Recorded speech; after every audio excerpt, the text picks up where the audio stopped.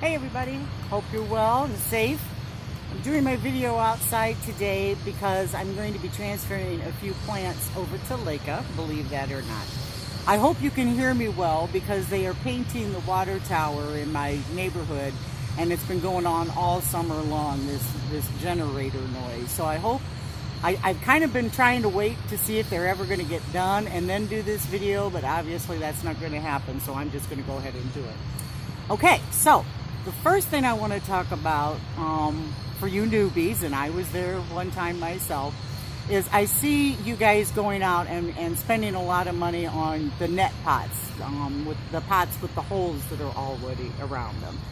And I learned this trick about 5 months ago, and also a fellow Facebook friend of mine said it as well. Thank you, Leca, for refortifying that. Because at the time I was planting a maple leaf hibiscus into Leca, and I'm keeping her outside. She's doing awesome. But anyways, when I went to put her in one of those pots with the holes, I found that I didn't have a big enough pot. So my friend Leca suggested, hey, why don't you use one of those big nursery pots that it probably already came in? And I said, you know what, you're right. So what I did was I took one of these nursery pots, right, that, you know, you usually throw away. We'll keep these from now on because you can use these along with a glue gun, or what did I do with it? A hot screwdriver. And in that way, you can just poke holes all the way around your pot so the Leca gets its air and moisture. And then you can put these in really cute little catch pots, such as, now this one obviously will not fit in what I'm going to show you. But see, I have this worthless pot that has no drainage. I hate this pot, or hated it when I was growing in soil. Now I love it because it makes a great catch pot. Another one that makes a great, you know, these little pots that you find at garage sales that have no holes, those make awesome catch pots. The other pots that make great pots for your Leca are cottage cheese containers, but I think my favorite to use is the Deli Clear, because that way, after I poke the holes and everything in it, I can still see what's going on with the roots. So this is my ultimate, by far, favorite. Okay, so I hope that tip is helpful to you. Quit going out and spending all your damn money on those Leca pots or those net pots. Save it, and then you can spend your money on these kind of cute little pots. Okay, so my second tip for the day is how to get the dirt off your roots. Now, I was doing it in the sink a year ago, and I never was comfortable doing it that way. So now that the summer is here, I take them right outside and I do it under my hose. This works awesome.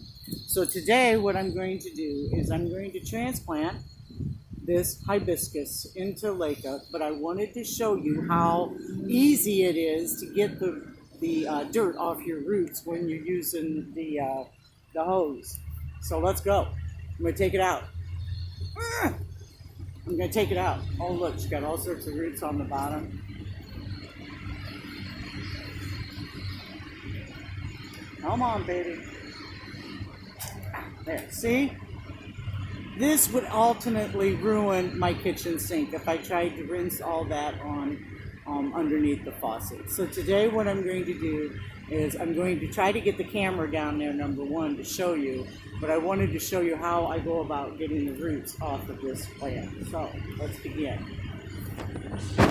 Let's move you a little bit. Okay, so I get my hose. I mean, this thing could almost power wash your house. Okay, and I get it, you know, so it's nice and streamy. And then I just start spraying those roots. And I keep spraying, and I keep working, and I keep spraying.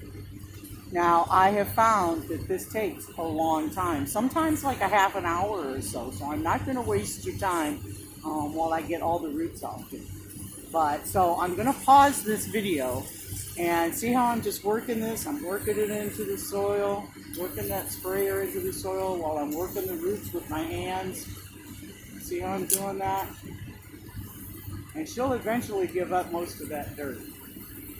So what I'm going to do right now is I'm going to pause this and I'll come back. So I'll see you in a minute. Okay, I about got her into submission there. See how I've gotten most all that dirt off there? And I'm going to keep working at it until I get it all off of there. And as I get into the root system, I also see that she's got one of those damn net pots around her, which means it's like a starter seed burlap stuff. I'll peel that stuff off because let it free and it traps dirt. So I don't worry about ripping too many roots. This one's got a good healthy root vein. I think she's going to bounce back if she does get shot. Now with this one, I will flush and shower her every day for the first week. I'm going to go ahead and leave her outside, but I'll make sure I flush her every day and put water in the catch pot that I use. So basically, like I said, that's all I wanted to talk about today was a couple tips on going on your Leca journey. That is, use your outside faucet hose to get your dirt off your roots.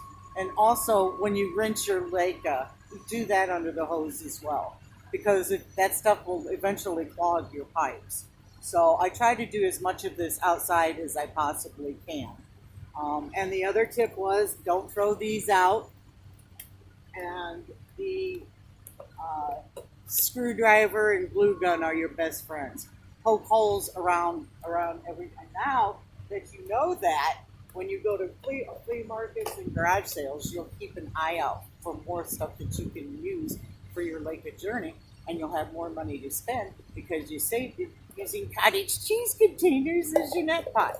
So that's all I have for you today. I'm in the process of transferring quite a few of my plants right now to Leca, but you know how to do that. But I really wanted to just give you those 2 tips. So have a great day. It's a beautiful week. Temperatures are going to be awesome here where I am. Hope they are where you are too. And stay well, stay happy, stay safe, and I'll see you next time.